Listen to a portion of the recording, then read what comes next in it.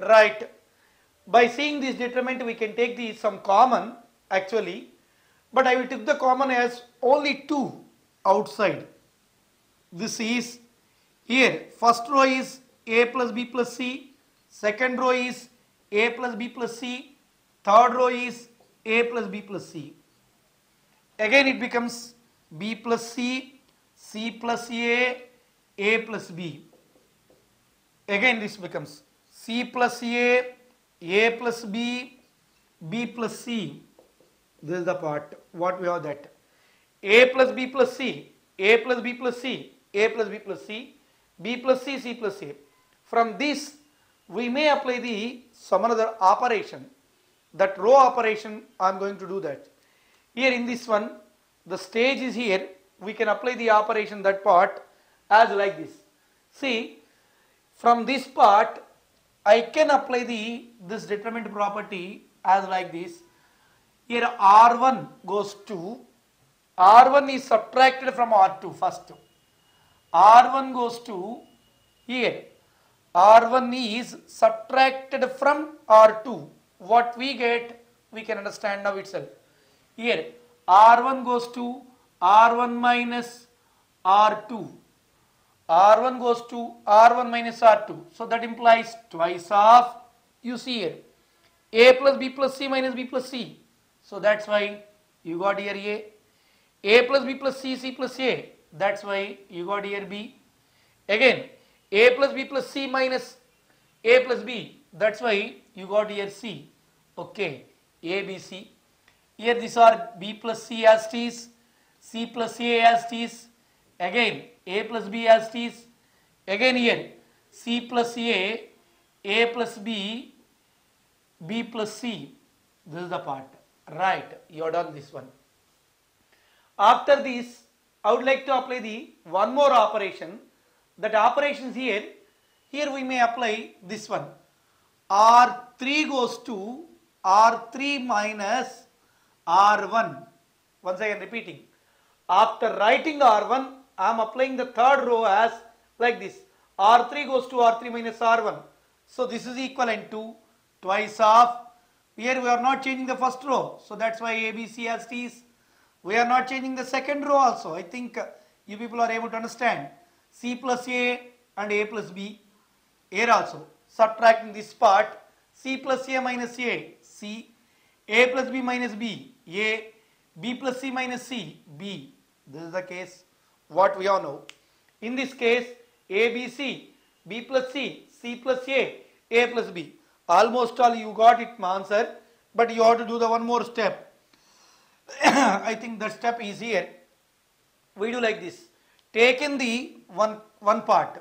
That is, second row is subtracted from the third row. We get the required one. So that's why R2 goes to R2 minus R3. This implies twice of ABC. Here B plus C minus C. B. C plus A minus A. C. A plus B minus B. A. Again CAB. You got it. So this only you have to prove that you got the answer. So this is the another type of the determinant properties and determinant problems. I think now till now what I discuss completely long answer questions only. I am not discussing any other long answer questions of matrices we are discussing. Right. Based on the examples, determinants. Now I am going to discuss the another concept in matrices only. That is, these are also very important question. In this one, we are going to discuss a system of equations. So my meaning is solving system of equations by using matrices. Solving system of equations by using matrices. To solve this system, what is the first of all system of equations? Actually we have like this. A1x, B1y plus C1z is equal to D1. Again, A2x plus B2y plus C2z is equal to D2. Again, A3x plus B3y plus C3z is equal to D3. This is called as a non-homogeneous system of equations. Originally, it's algebraic equations or non-homogeneous simultaneous system of equations. Why? Because here constants are d1, d2, d3 are there. Based on that, it's a non-homogeneous equation. Right. This system can be converted into matrix form. How we convert into matrix form? The conversion is here. We may write like this. It is A. Actually, A contains all the cofactors, all the coefficients. Once again repeating. A contains all the coefficients. What I am writing the coefficients means? Here, x coefficient A1, y coefficient B1, z coefficient C1 of the first equation. Similarly, A2, B2, C2, A3, B3, C3. So this is the coefficient matrix A. Again, we write the B. That B is only constants. That means the right hand side constants are considered B. Again, variable matrix you write. That variable matrix is here what variables you have considered. Those are I am writing x, y, z. So this entire system can be written as by using these three matrices. See, this system can be written as like this. Here Ax is equal to B. This is the matrix part. Ax is equal to B. We are writing this one. This entire system can be written as Ax is equal to B. A is coefficient matrix, X is variable matrix, B is constant matrix. So this system can be written as like this. So this system you have to solve. So to solve this non-homogeneous system, we have the three types.